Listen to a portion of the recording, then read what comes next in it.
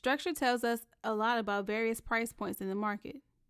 I strongly suggest that you stay away from trying multiple strategies and using all the patterns that are offered. I believe that price is key to trading.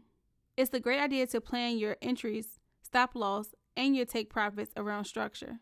During this time, I will go over the types of structure and their meanings.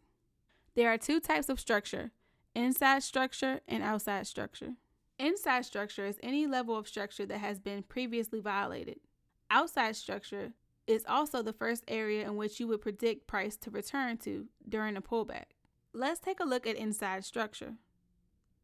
Here you have box 1, box 2, and box 3. And the boxes in purple is considered inside structure. The blue arrows are the pullbacks, and the red arrow is price moving downward to the downside. So I want you to take a close look at the example and just study it for a few minutes. I want you to understand that the previous candlestick history will always come from the left side, and new candlesticks will always print on the right side. And the candlesticks closest to the right is where the market is currently. So right there where you see that red arrow is where the market would be currently. If you look at boxes 3 through 1, box 3 was violated by the strong move to the downside. Box 3 was also once a level of structure, but it was violated by the bearish move downward, which made it become an inside level of structure. Box 2 was violated by the next bullish move higher, and box 1 was violated by box 2. Each box is a level of structure that has been previously violated.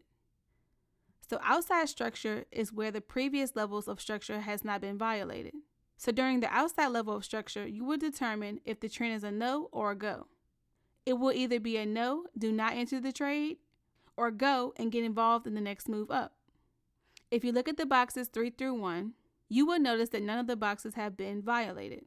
And there was never a test in price during neither level of structure, which is why it's called outside level of structure.